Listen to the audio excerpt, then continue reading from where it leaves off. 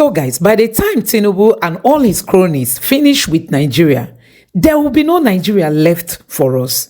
Honestly, these people have captured this nation. Take a look at how Mr. Peter Obi described the current state capture happening in Nigeria. That brought massive corruption, hunger, sufferings, all sorts of pain, insecurity, everything. So the opposite is what we've experienced. What we should actually be celebrating is that some sort of state capture, where those who have captured it have cornered all the benefits that are meant for the people. All the people are supposed to see in terms of good education, good health, and pulling them out of poverty have been cornered by the few that have captured the system. And they continue at the suffering at the expense of all. You can imagine the kind of leaders we have. We have dormant, docile, non-creative leaders who are only thinking and looking for avenues to borrow more money and squander. We are not even seeing the results of all the borrowed funds they've been borrowing, both internally and externally. They are just there for themselves while the masses are left to suffer. See how Mr. Peter Obi put it. And the list is endless. You can go there and see the measure of democracy. We are 4.23, which shows we're low. You look at the hunger index, we are 109 over 124 countries measured, which shows we're low. You look at corruption index, we're 145 over 180, which shows we're low. You look at law and order, which is supposed to be an intangible asset that drives democracy. We're very low. We're 120 over countries measured. So you could see we're low in every facet. So guys, in case you don't know, Mr. Peter Obi had an interview section on Arise Television. He came out to tell Nigerians that what we are celebrating is not what we're supposed to be celebrating. The real thing Nigerians are celebrating is a state of state capture. The Nigerian politicians have captured the Nigerian state in a way that we can never do things rightly. So guys, let me allow you to take a look at what Mr. Peter Obi got to say. Just take your time, relax, and listen to everything Mr. Peter Obi said during this interview. And you are really going to appreciate this man. You will know that Peter Obi means well for Nigeria. Take a look at this. Anxiety about the future of this country as Nigerian politicians continue to punish the people with years of failing governments whilst remaining unchastened by their own flops, even as they push the people towards the razor's edge in an atmosphere of rumbling, rivalrous hostility. You've been away from television for a while. You've been making very few comments about a lot of things that have been happening. Why is that? Well, just following up and making sure that other people make the comments and I listen, because part of leadership is also listening and learning. And that's what has been happening. I've also been contributing a bit of mine. Indeed. This week, of course, Democracy Day, it's being marked this week here in Nigeria. How concerned are you that democracy in this country remains extremely fragile, and some would say in peril after a quarter of a century? Well, for me, that was part of my comments today, because I said I tweeted today. The question is, the fundamental question to ask today is to ask, are we truly democratic? Unexamined life is not worth living. You must at any step try to examine what you're doing. After 25 years of experimenting and trying to be a democratic country, it is now time to ask questions. Are we truly democratic? And you start by defining what it's supposed to be. Democracy is supposed to be government of the people, by the people, for the people. So the fundamental question, is this government of the people? Is it by the people? And is it for the people? Beneath this is supposed to be a benefit for the people, which is not there today. Absence of which have led to leadership failure over the years. Have brought massive corruption, hunger, sufferings, all sorts of pain, insecurity, everything.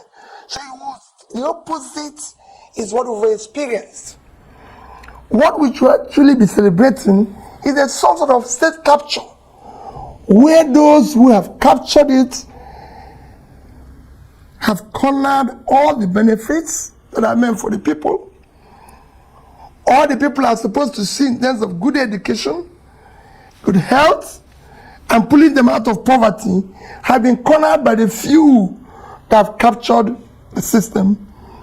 And they continue at the suffering at the expense of all. And the list is endless.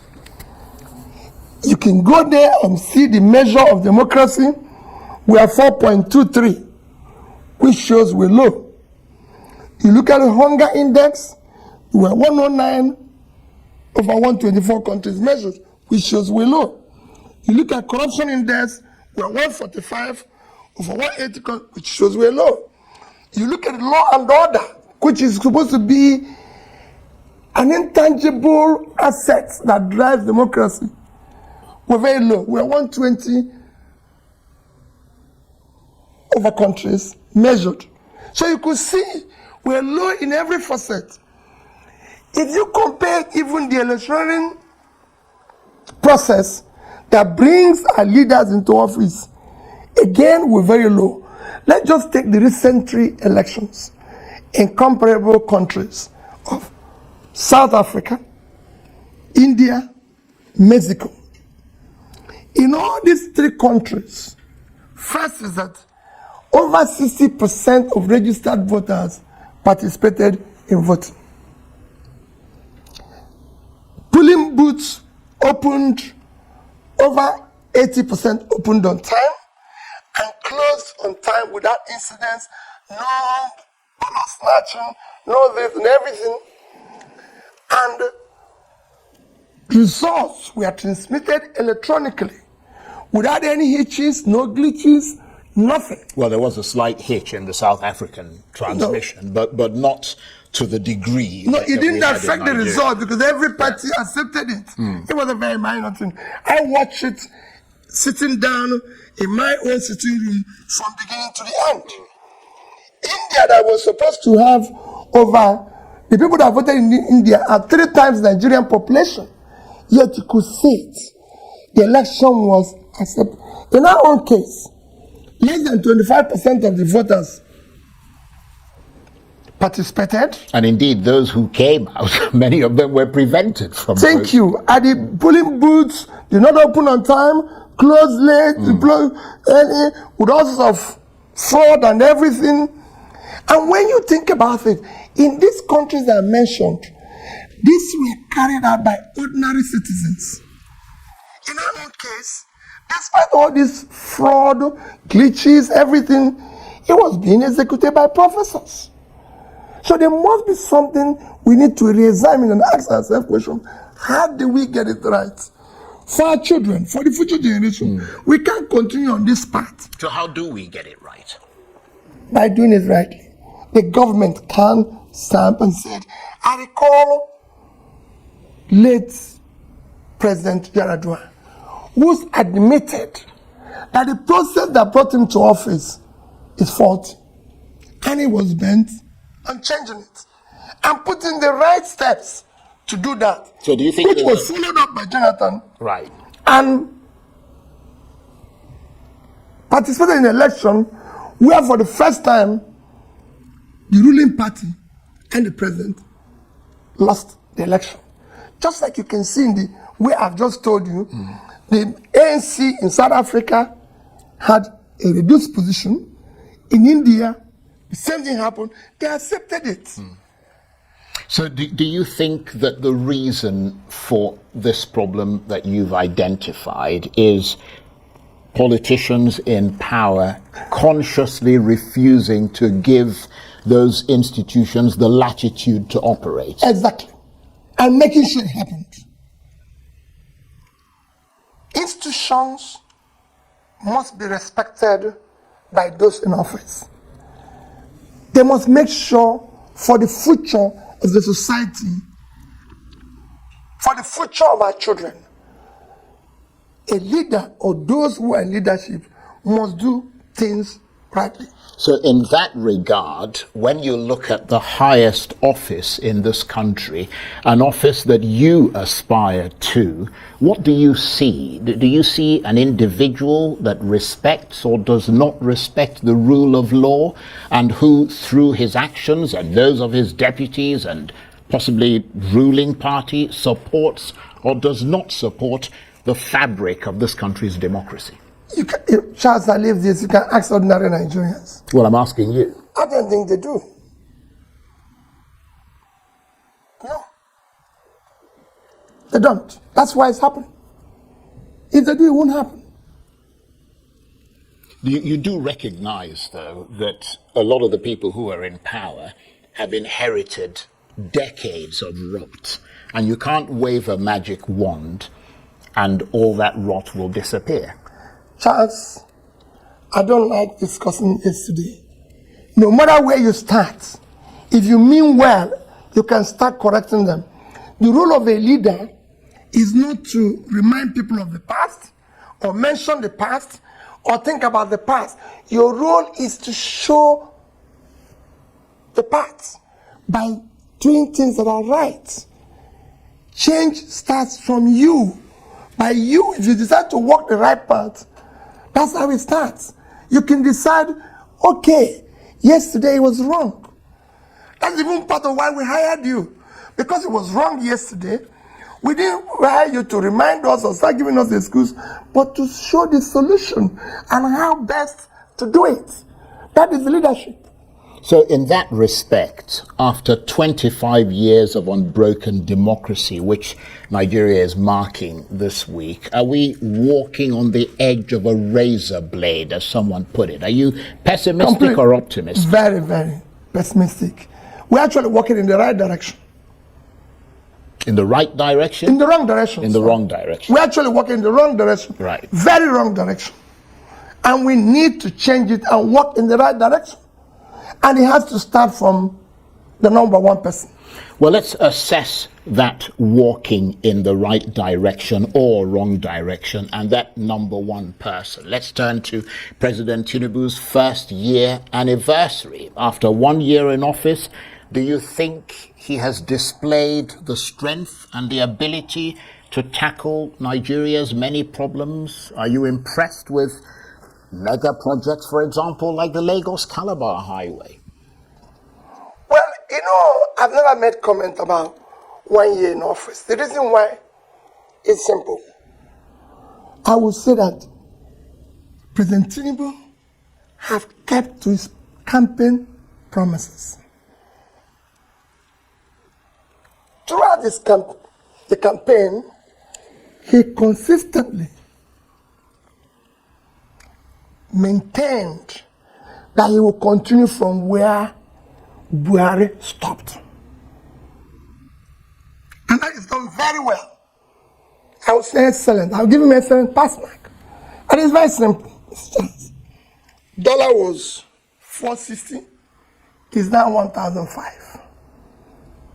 Fuel was 238, is now about 700. Diesel was 844, is now 1,415. A bag of rice is 35,000, is now about 80. A bag of beans was similar, 35, is now about 90. Gari was 27.28, is now 49.50. A tuber of yam was about 2,007 to 3,000, now is about 10,000. Tomato basket is about 40,000, that is over 150,000. Electricity is 66 per kilowatt is now over 200. You can go on and on.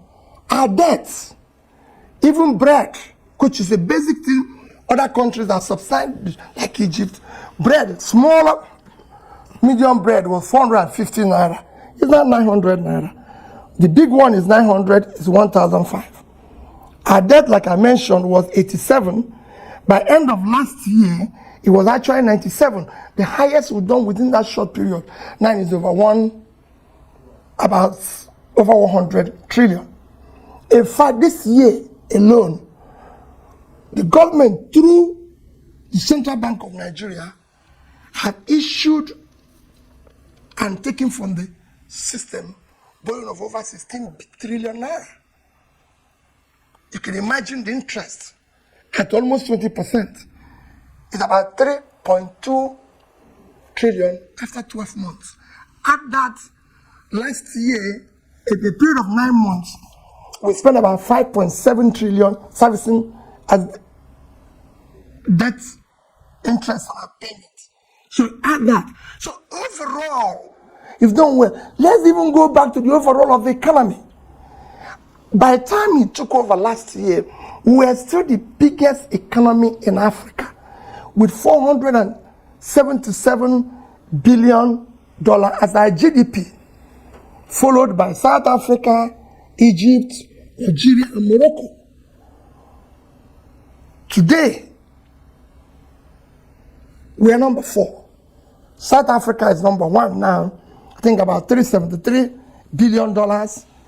Egypt is second, $347 billion, followed by Algeria, 266. And we are now 252 billion GDP economy. It's even worse when you go to our per capita.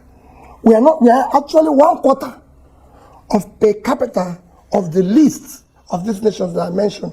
South Africa is over 6,000 per capita. Egypt is 4,000 plus. So is Algeria. And then Morocco, which among this is supposed to be the 5th, at 4,210, and we are 1,000 plus. So we actually are going low. We're coming from a low of per capita of 3,000 plus in 2014. So with every other thing I've added side, you see, insecurity is worsened. Corruption has worsened. Adherence to the rule of law has worsened. The country has been nepotism is at the highest. Let's look at one issue that you mentioned, and you came up with quite voluble statistics there, and that is the issue of the economy. The president, in the clip we played earlier, before our interview began, made it clear that he was aware of the fact that there would be pain before gain. I mean, if you look at every economy, from Argentina to all the ones that have tried to reform their economies, there's always a bit of pain before the gain comes. That comes with putting in reforms, fundamental reforms that would eventually lead to an improvement in the economy. What I'm curious to know is, if you had become president, how difficult would it have been to govern in the current environment? Because you would have inherited essentially what President Buhari left for you to inherit. Because some have argued that whoever took over from President Buhari would have inherited a country that would have been very difficult to fix, with so much borrowing and debt and corruption and the fall in, the currency and all the rest of it. Yes, you could argue that the government, that was part of their what they said were their reforms, but in other words, you would not have been able to turn things around and deliver in 1 year. Charles, the first thing you do as a leader who inherited a difficult situation is to lead by example, and it starts by your own style, by your behavior, your conduct, how you manage the resources. You cannot say that things are difficult when you're living in conspicuous consumption. The things you don't do. Nigeria today is a country with the highest amount of people without homes. Over 24 million. Yet, you're spending 20-something billion to build a house for one person. So just like saying that a vice president of Nigeria cannot live in a 4-bedroom house. You live in the UK. 10 Downing Street is 3 rooms. That is an economy that is almost 10 times our economy today. And the Prime Minister lives in 3 rooms. So that's where you start. You start by living like somebody who is coming through difficulty, who is facing difficulty, who wants to change things. That's how we do it.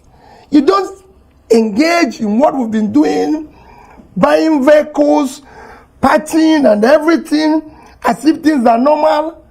When you say there's difficulty, you need to deal with the issue of cutting the cost of governance. That's where you start. So you need to deal with the issue of massive corruption. That is showing that I am now, okay, things are bad. Just have served the system where I came in and found that things are bad. And we start by cutting the cost of governance. So is that what you'd like to see him I mean, the first year is gone. You know, that's a fact. But he's now entering his second year. Or he has entered. What are the things that you have to also show a clear plan. It is not enough to say, oh, we are going to go through problem. If we're going to go through problem, this is very simple. You enter a plane. It's a bad weather. There's going to be a turbulence. The pilot says, we're going to go through bad weather. It's going to take us maybe 1 hour, 2 hours because of this. And he follows it through. That is not the time. In that bad weather, everybody, even the crew, are asked to sit down. That's not time to start serving food and wine and everything when everything is up and down. That's what we're there. We're in turbulence and people are still dancing and everything. I always say, what happened to the Titanic is what is happening in Nigeria. While the plane was going on, the people on the upper deck were busy dancing until the whole thing collapsed. That's what is happening now. We should change and do things right. We can change or manage corruption and everything and all that. Well, hopefully the people in power and in the know are listening to you. But let me move away from President Tinubu and come to you. In terms of the candidates who will potentially challenge President Tinubu in 2027, and you certainly sound like one of them, and how voters rate them with regard to how fit for the job they are, I am quite sure that many people will say that you obviously stand out. But do you think that your public standing has grown or diminished since the 2023 election? Charles, I don't know. It's only the public that will know. Yeah, but you interact with them. Mine is to continue interacting and being part of the process of building a new Nigeria that is possible. Because we can't go on this way. We're headed to a disaster. We must do things rightly. Like I always said, I'm not desperate to be president. I'm desperate to see Nigeria work. And work for the poor people of Nigeria. Right. The system has been very uncaring for the people of Nigeria. And we must fix it. Work where we have to remove this criminalized system, corruption that we the politicians have unleashed on the country, and make it better. Right. Well, you said that we should go and ask the public about their assessment of your public standing, whether it's grown or diminished. Well, one man who is a member of the public, in a manner of speaking, who seems to think that your standing has diminished is the Nobel laureate, Professor Wole Soyinka. He recently attacked you, saying that you are unfit to govern Nigeria. What's your reaction to that? Well, quite frankly, I will not make a comment on that. Wole Soyinka is the father. I have a policy. I don't respond when my fathers talk. Yeah, but he's delivered I leave it to them, because when I became their age, I want those younger ones to respect me, though I will also try to put myself in such a position that I will respect myself before that. Well, his but I assure you, right. One of the things he made is that he talked about the obedience. Yeah. Me inciting them. Charles, I will never, knowingly, and I have never, knowingly or unknowingly, asked any of the obedient or the young people to say anything against an elder, a priest, a pastor, an imam, and everything. Never. It will never happen. Nevertheless, never will happen. And I don't make comments when they make comments. Right. It is left for Nigerians to know whether I'm fit or not. I've been a successful businessman in the private sector. I've been in the corporate world and can say I'm one of the most successful. I've also served the state where I still challenge all those who have served. Let's put our records side by side and let me know. And when I served, the only measure of development was Millennium Development Goals, which I started 7 years after. When it ended, I was number one. Yeah, well, I'm going to come to that in a minute, but I just want to finish because we're going to talk about the state, how you were governor of Anambra State.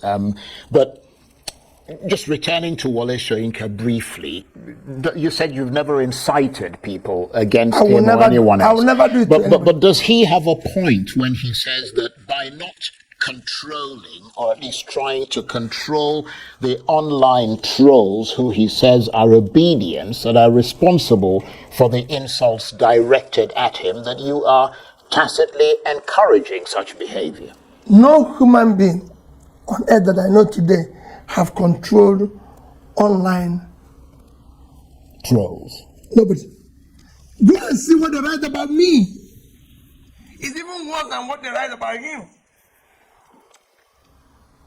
Go and read it. You can Google it. You can see it. Well, I have seen it. Yes. So if they do that against me, how do I now control? Who do I know that is doing that?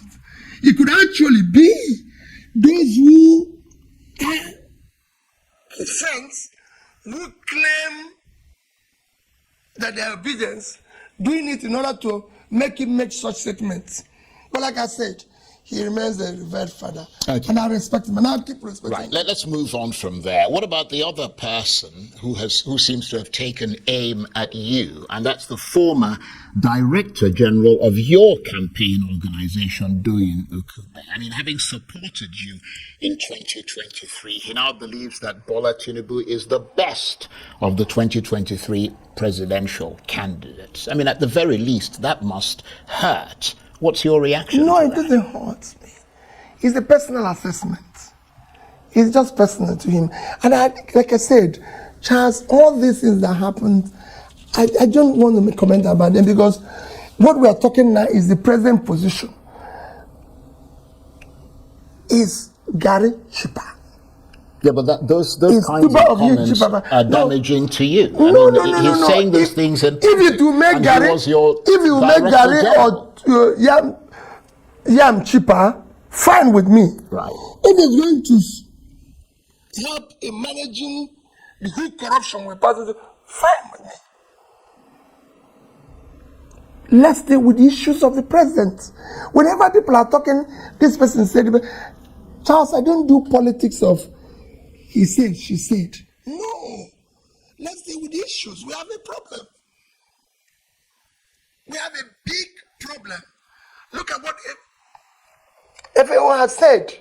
That those who are going to be hungry in Nigeria have increased from 24 million to 37 million. We have young people. Look at what UNICEF released the other day. So we have bad results all over the place. That's what we should focus. Not whether Peter Obi is fit or not. Charles, I'm fit to be a president of Nigeria. I'm competent. I can tell you that put me line with other people who are competing in terms of education, in terms of fitness, in terms of background. I can stand tall against them. Well, you Comfortably. you talked about the states, so let me bring one more issue about these sort of personal things before we move on. Let's look at another person who's taken aim at you, and that's the special advisor to the governor of Anambra State, Dr. Alex Obiobolu. You, of course, governed Anambra State for 8 years, and he says that in 2 years of Charles Soludo as governor, Mr. Soludo has achieved more than your 8 years in office. In other words, 2 years of Soludo is better than 8 years Obi. What's your response? Well, again, Charles, I don't like talking about issues like this. But because you mentioned it, let me tell you, Charles, let people go and look at my electoral promises to the people of Anambra State. Education, health, pulling people out of poverty, making sure there's access to rural areas. And I can tell you, they were the measures of MDG, and I was number one. I was number one in education. I was there in health. I was there in pulling people. Go and ask those who ran Office of Poverty Alleviation, like Professor Dr. Mackel, and everything. Go and ask Samsudin. I was number one. What I promised, I delivered. I have to be fair. I saw that the evidence of that online in terms of those. I think the European Union and all the rest. Everybody. Of it, their rating was that Anambra State was number one. Finished it and was able to even left a savings, subnational savings, for the first time in Nigeria, for future generation. Nobody had ever done that. What I promised, I delivered. My senior brother, Soludo, promised Dubai, Taiwan. So, until Anambra becomes that, because you must stick to what you promise. When Anambra is now Dubai, Taiwan, he has achieved his purpose. I didn't promise that. What I promised, I delivered. And that's what I'm thinking about, when I was talking about being president, I was saying things that is deliverable. That I'm going to do this in the north.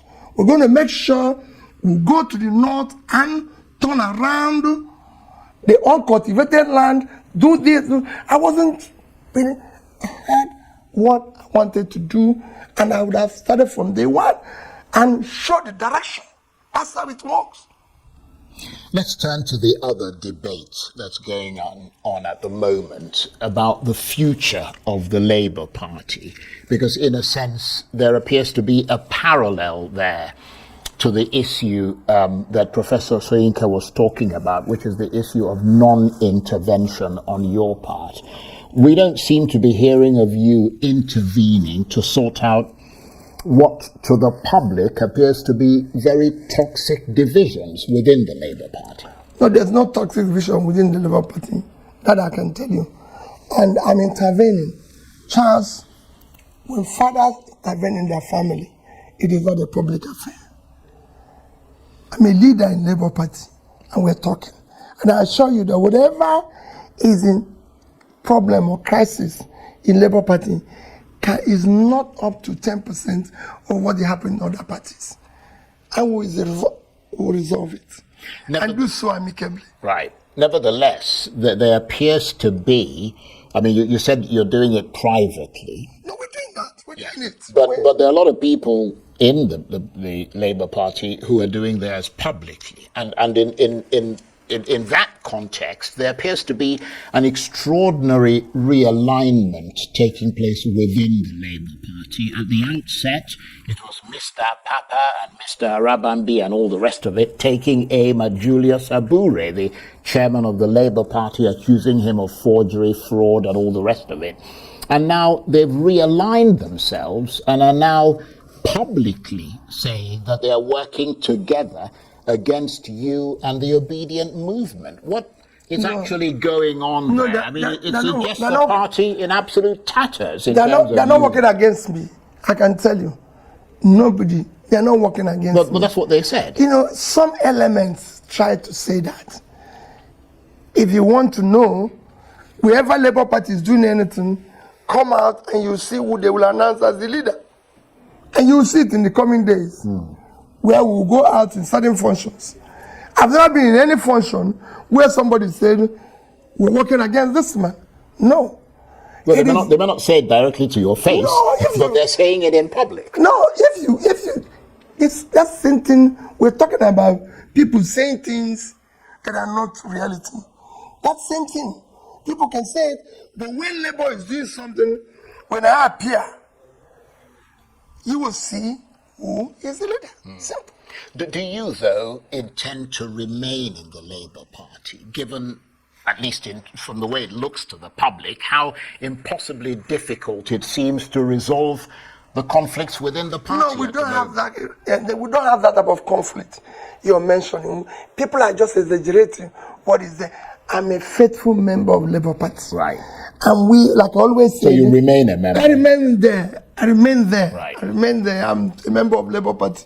If for any reason, like I said, if we're going to move forward, right, and there's other groups that are going to work with us, we'll work with them. Right. Okay. Well, that brings me to the issue of possible mergers and alliances. Has there been some communication between you and the other leading opposition candidates, parties, about a possible merger or alliance ahead of 2027? Any deal in the offing, or there hasn't been and there won't be? There's no deal. But I wish and hope there will be. We need to look for like minds who are now committed to saving this country. But are you working towards a deal? Well, like you said, we're all trying to put ourselves together, right, and explore all those opportunities. So you are talking about a possible merger then? Not that we have started it, but that's what part of what we're considering. Right. But are you considering that in isolation or in communication? The party, with the party, everybody looking at it. Right. So at the moment, there's nothing to report. No, nothing to report. Of course, the public will see that we go ahead. Right. But would you like to see a merger? I want the like minds and those who can see that we are in difficulty to come together and save this country for the future of our children. Okay, well, let's move away from that, because obviously there's nothing to report. You've talked a lot about governance on different levels. You've got the federal level, obviously the state level, local government, and so on. Let's talk about the state level, which is a very important level. I wonder whether you might be able to tell us whether there's any governor you feel, because you assessed President Tinubu's 1 year in office. Let's assess it on the state level. Is there any governor you feel has had a good first year in office amongst the current crop of governors? Of course, you should see Governor Oti what he's doing. Well, he's your Labour Party, No, people would say you would say that. No, it's about the people. Forget about whether it's in Labour Party or not. You go to the people. Whenever I do assessment about governance, I talk to the people. I talk to people from Abia. It is not about anything. You could see it. You got the people feel the comments of the people. Governance, Charles, is about the people. That's why whenever you ask a question, I say go to the people. It's how the people feel. When you ask me about Anambra State, I say go to the people. Or Charles, I invite you in Anambra State. Let me walk the streets of Anambra State, and you see how the people will tell. Everything that I know that you can use to measure government, while I was in government, the people felt it. I want the best state with road network in this country by Federal Ministry of Works that is supposed to be in opposition. So I can go on and tell you what we were able to do. So for me, it is the people of Abia that I'm listening to. And there's other governors, of course, that are doing their best. Maybe they're not in their first year, but definitely he stands out. Yeah, but what about the other governors? You said there were others. Because a lot of people will say, yes, okay. I read.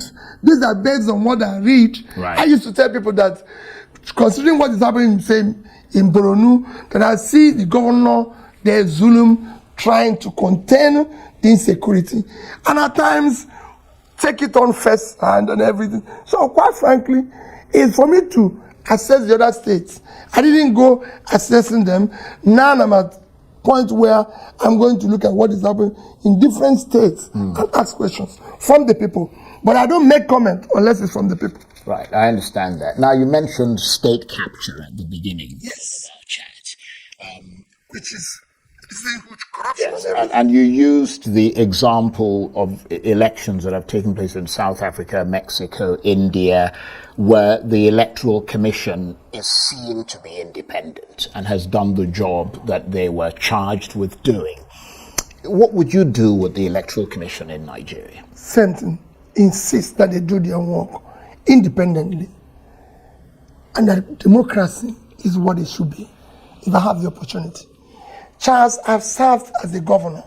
I never interfered with any institution. Go and ask those who were in the judiciary while I was there.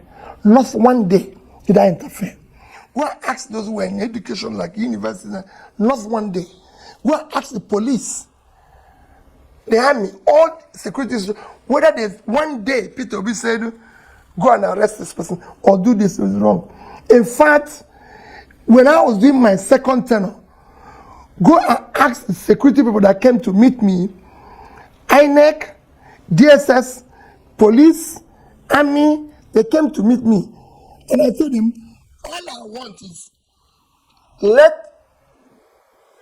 all my votes be my vote. I don't want one extra vote that is not for me. And I don't want one of mine to be. Go ask anybody. My second But if you say that it was free and fair. But if you say that I insisted. If you say that the Electoral Commission is corrupt, yes, then the possibility of them being manipulated as a result of your non-interference remains. No. And so no, people if they know, if they know that you're strict and you're going to do the right thing, just like I always say about corruption, that if number one, number two, whether governor or president decides to stop it and he's not involved, his children and family are not involved, wife are not involved, that you reduce it by over 50%. If you decide to do the right thing and order for the right thing, it will be done. So is your message more confident today after the 2023 presidential election, or is that something that needs to pick up? Well, for me, it's a continuation. We'll continue to deliver the same message, insisting that we can't have a country that is criminalized as it is today, where I've shown you indices of measure of development. Our human development index is low. Our human capital is low. Our health is low. So what else do you want? Our poverty, where poverty capital is worsening. Our per capita, which you used to measure, which is number one measure, have fallen from a high of 3,000 in 2014 to 1,000 today. Things are worsening. Inflation headed south. Interest rates. So it's not, I'm not trying to make it up. It's the reality. So in that context, what is your message to the people of Nigeria as they look to you and other politicians for leadership and for hope of a better future? Well, I'll start with the politicians. It is time for us to have a rethink and think about the poor people of this country. There's so many things that are going wrong. The poor people are suffering. We must now refocus and deal with issues that concerns them. So there's so many issues that concerns poor people which we don't address. I was talking to somebody earlier about Heritage Bank issue. How dare you allow a situation at this critical time? So many poor people with their little savings have put it in a bank where I'm sure whatever caused them to collapse is came from the elites and possibly the top politicians. And you allow them to lose their savings. They even allow some big people and some big institutions to be able to get their money back and then allow poor people. I know a man whose entire life saving of 80 million is in that bank. He's worked all his life, he's late, his family depends on interest on that money. I know those who put money in community banks, microcredit banks, and all sorts of saving institutions who in turn put it in microcredit heritage bank, and you allow it to collapse. They don't even know where to go to. I live in the village and they're running all over the place crying. When would this country start caring for the poor? That is the problem we have here, and we must deal with it. When you see this massive corruption going on, if it's not budget padding today, it is undisclosed subsidy payments, it is inflated contracts, and all sorts of things, which we should. So these are issues we need to deal with. These are issues I even want our agencies like EFCC to start dealing with. Not arresting Bobrisky and Obi Kubana, or whatever, Kubana's big chief priest. These are minor issues. We have things that are going wrong. Our speaker, through one of his aides, in April, said we are losing 300 barrels of crude every day. People like Tony Elumelu have said we are losing over 50% of our production. But let's speak at that was specific. 300 barrels a day. Chance times 75, which is the minimum you can get today, is $22,500,000. At the rate of 1,005, it's 33,750,000,000 naira every day. Times it with 1 month is $1,012.5 billion naira, which is about what the 3 tiers of government share every month. That's where I want our agencies who are pursuing people who are corrupt to be. Budget padding in all this area, that's where they should be.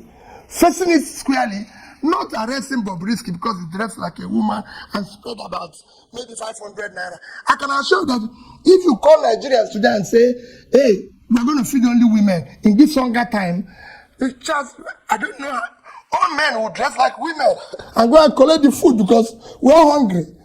We will even have to dress Bobrisky. He wouldn't even know what is in dressing like a woman. It's not easy. The wigs are sold in the market and everything. Everybody will turn into. So these are things we need to fix squarely. On that note, I want to thank. So guys, you have seen it for yourself that the kind of leaders we have in this country, in short, no country will have that set of leaders and survive. No country. You can imagine the set of leaders we have in this country. They don't mean well for Nigeria. They don't mean well. When you talk about security, when you talk about the insecurity happening in Nigeria, you will hear people who tell you that there are people benefiting from it.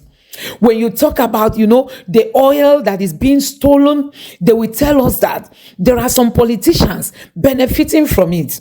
When you talk about the gold that is being mined in the north, that is bringing in more insecurity in the northern part, they will tell you that there are some, figures in Nigeria. I mean, top figures who are involved. And this is how we keep celebrating criminality in this country. Nobody builds a better country this way. And Tinubu has come in. He said he was going to continue where Buhari stopped. Nothing is changing. Nothing is getting better. Nothing is working. Everything, instead of even staying the way they were when Buhari left, they are rather getting worse. Insecurity, poverty, hardship, people leaving school, and all that. I mean, out of school children. So many things are not being done well in this country because we have bad set of leaders ruling Nigeria today. And when the good ones want to vie for position, they will use INEC, they will use judiciary to stop the good ones. So how do we progress from here? Let me know your thoughts in the comment section below. Please don't forget to subscribe to the channel and turn on the notification bell. Thank you.